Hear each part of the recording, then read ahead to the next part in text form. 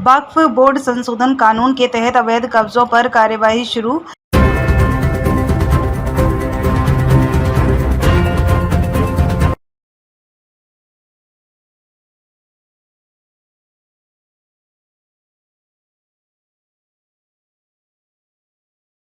संसद में वक्फ संशोधन बिल पारित होने के बाद प्रयागराज के सलारपुर क्षेत्र में वक्फ बोर्ड की करोड़ों की संपत्ति पर अवैध कब्जे का बड़ा मामला सामने आया है। सुन्नी वक्फ बोर्ड की लगभग 71 करोड़ रुपए मूल्य की संपत्ति पर माफिया अतीक अहमद के भाई अशरफ के साले और अन्य रिश्तेदारों द्वारा कब्जा किया गया था। मुतवल्ली अहमद हसन ने बताया कि यह सारी संपत्ति वक्फ बोर्ड की है, जिसे फर्जी दस्तावेज बनाकर बेचने का भी प्रयास किया गया। मामले की गंभीरता को देखते हुए अशरफ की पत्नी, भाई और अन्य पर मुकदमा दर्ज कर लिया गया है। प्रशासन द्वारा सभी संबंधित संपत्तियों की जांच जारी है और आवश्यक कानूनी कार्यवाही की जा रही है। जमीनें हैं और इसमें कैसे इन लोगों ने कब्जा कर लिया था, कौन लोग हैं?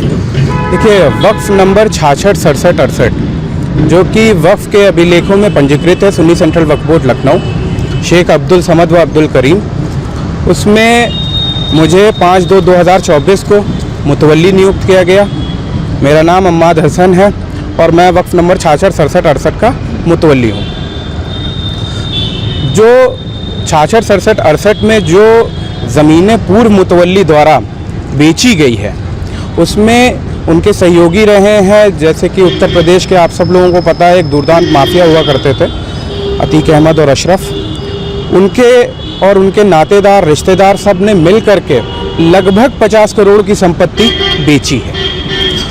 आज जब मेरी 5/2/2024 को नियुक्ति हुई तो एक विस्तृत जांच कमेटी बनाई गई।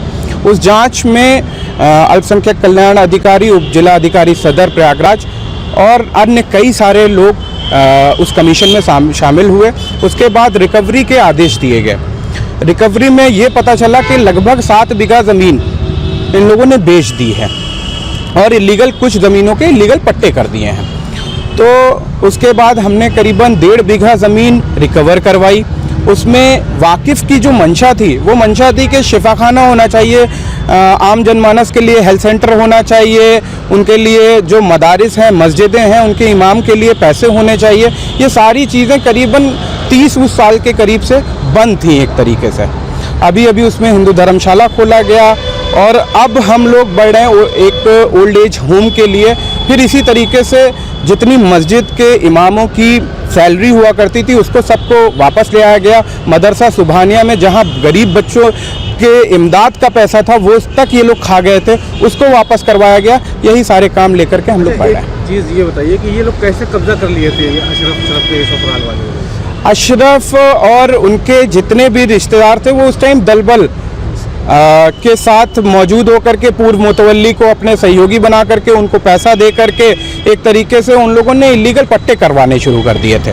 और उसी में लगभग 407 अराजी, आपको याद होगा अभी मरहूम अशरफ की अहलिया का मकान भी उसमें ज़मींदोज करवाया था पीडी और शासन और प्रशासन की। उसमें जब वो पता चला कि ऐसे बहुत सारी ज़मीनें जो हैं इलीगल ऑक्यूपाइड हैं, उनको खाली कराने का काम अभी कई सारी पीडीए की तरफ से नोटिस हमने दी हैं।